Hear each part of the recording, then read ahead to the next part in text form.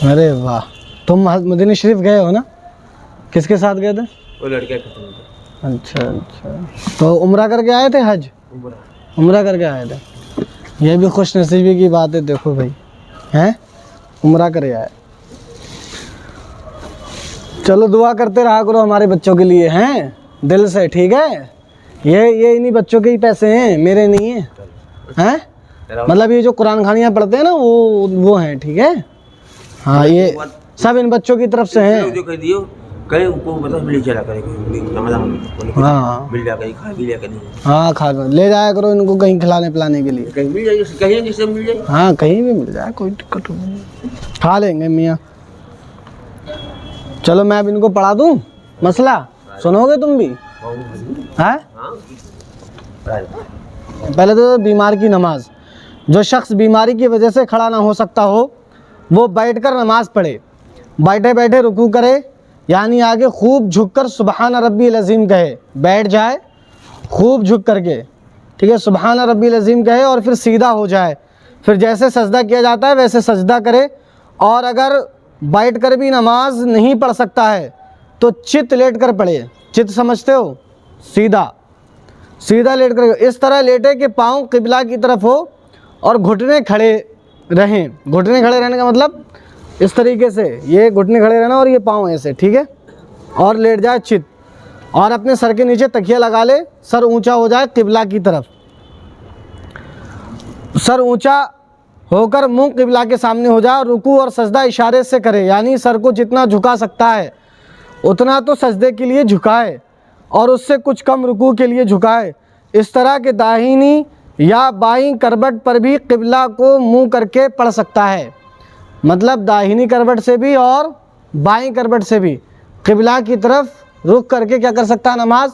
अगर बीमार है तो चित लेट करके पैरों को खड़ा करके, ठीक है?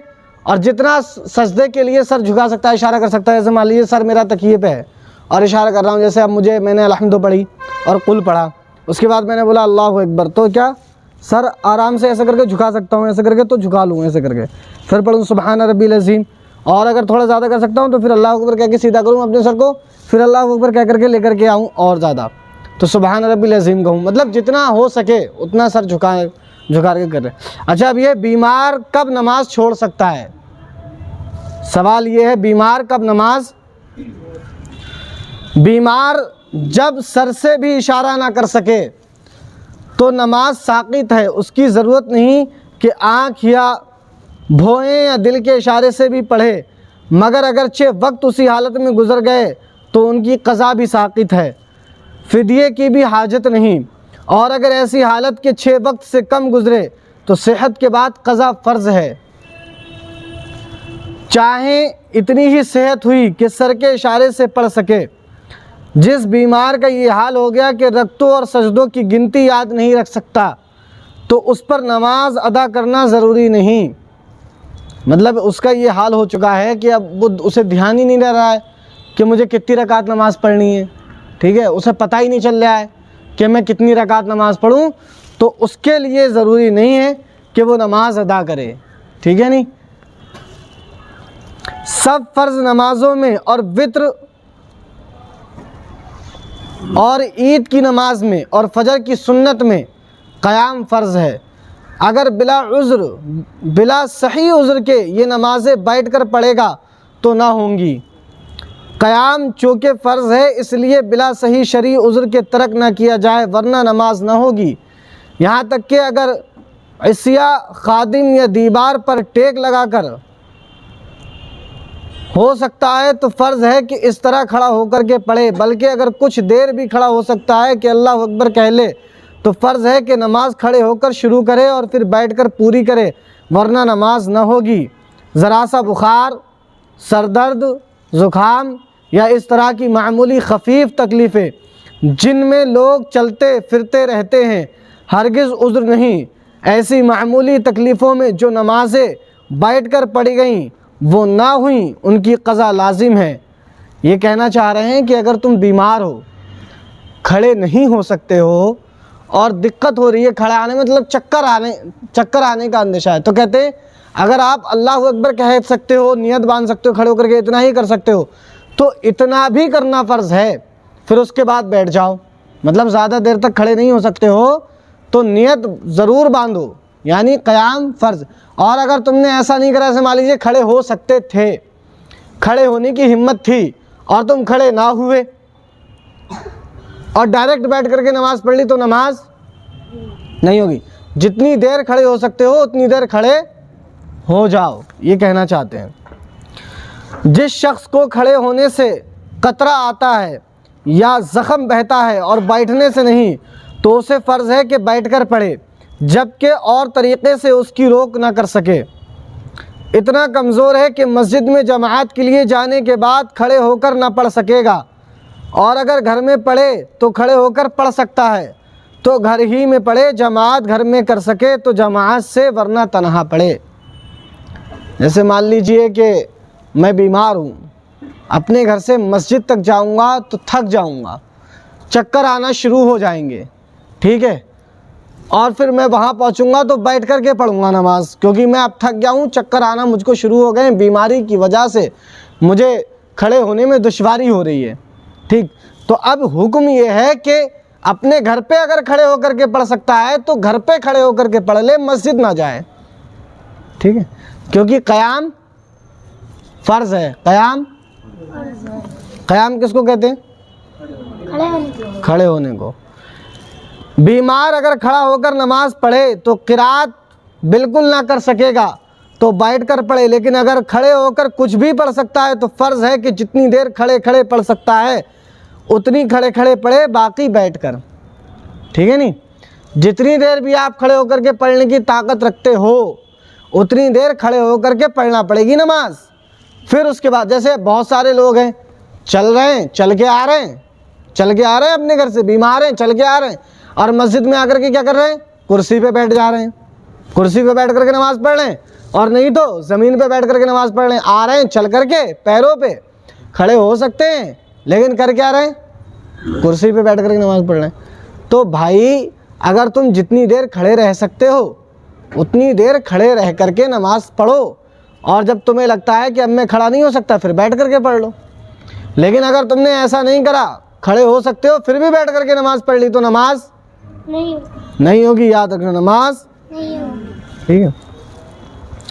पानी में डूब रहा है, अगर उसी वक्त भी बग़ैर अमल कसीर इशारे से पढ़ सकता है, मसलन तैराक है या लकड़ी वगैरह का सहारा पा जाए तो पढ़ना फ़र्ज़ है, वरना माज़ूर है, बच जाए तो क़ज़ा पढ़े। मतलब नमाज का इतना सख्त हुक्म दे दिया इन्होंने कि अगर डूब रहा है, डूब पानी के अंदर, और अगर उसको सहारा किसी लकड़ी का मिल गया, या उसको सहारा, तैराक है, तैराक समझते हो, तैरने वाले को, है ना, पानी में तैर सकता है और नमाज का वक्त हो गया, तो कह रहे हैं तैरते तैरते इशारे से नमाज पढ़े। और अगर लकड़ी का सहारा मिल गया है तो लकड़ी को पकड़ करके तो इशारे से पढ़े, और ठीक है नहीं, वरना माजूर है, माजूर मतलब ना लकड़ी का सहारा है ना तैराक है, तो कह रहे हैं बच जाए तो क्या करे, फिर उसकी क़ज़ा पढ़े बचने के बाद।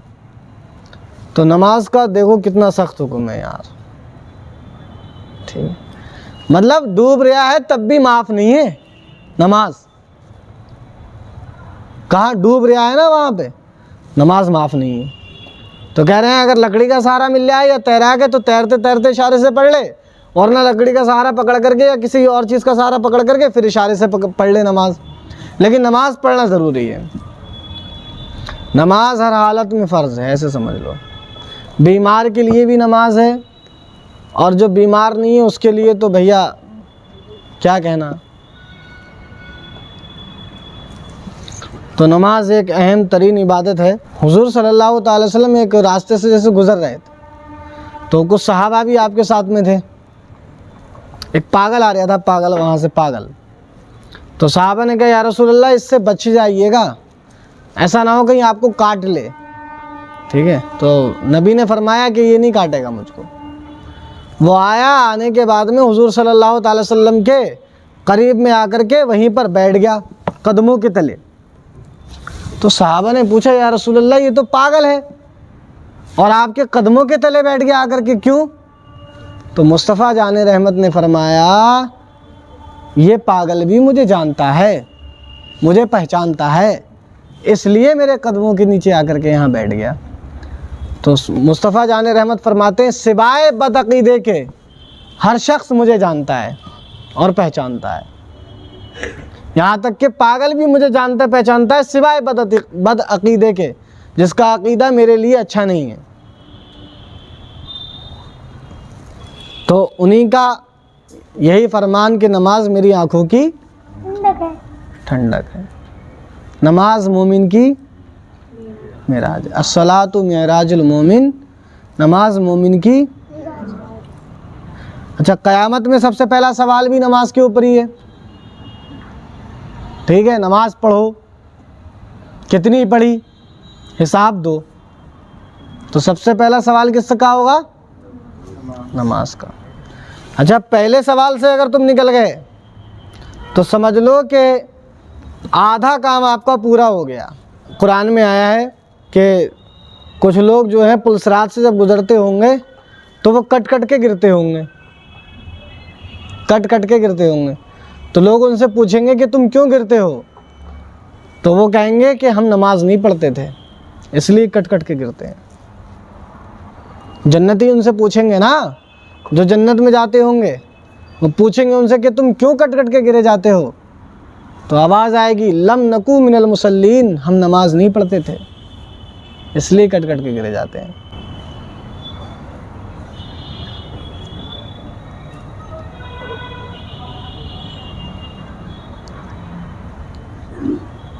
और नमाज के ताल्लुक़ से एक और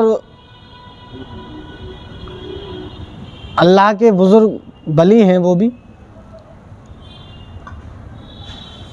कहते थे, जब जब मेरा ख़याल, मेरा दिलो दिमाग नमाज से हटता था तो मैं कब्र में जाकर के लेट जाता था। उन्होंने कब्र खोद रखी थी ना अपने घर में ही, मैं वहाँ जाकर के लेट जाता था और मैं फिर कहता था, सोच ये कब्र है, तन्हाई की जगह है, यहाँ तुझे कौन बचाएगा? ये नमाज ही तो बचाएगी। तो कहते थे फिर मुझे खौफ खुदा पैदा होता था और मैं फिर नमाज पढ़ने के लिए चला जाता था। मेरे दिल में खुदा का खौफ आ जाता था तो मुझे याद आ जाती थी उसकी और मैं नमाज़ पढ़ने चला जाता था। इसी नमाज के ताल्लुक़ से बताया गया, एक बुज़ुर्ग थे, वो कहते हैं कि मैंने बहुत नमाज़ें पढ़ी, बहुत रोज़े रखे, मैंने ज़कात भी दी, मैंने हज भी किया, ठीक है, लेकिन वो कहते हैं कि मुझे मेरी कब्र के अंदर पिटाई हुई और उस पिटाई की जो दर्द है, उस पिटाई का जो दर्द है वो आज तक मुझसे जाता नहीं है, बर्दाश्त से आज भी बाहर है, इतना दर्द होता है वो। तो पूछने वाले ने पूछा कि वो गुनाह क्या था? तो उन्होंने कहा, मैं अपने घर से वज़ू बना के चला और मेरा वज़ू जो है वो खारिज हो गया, टूट गया, लेकिन मुझे पता नहीं चला और मैंने नमाज़ पढ़ ली। बोले, मुझे मालूम नहीं था, मैंने नमाज़ पढ़ ली। जब मेरा इंतकाल हुआ, कब्र में रखा गया तो फरिश्ते आए, उन्होंने कहा हम तुम्हें 100 कोड़े मारेंगे।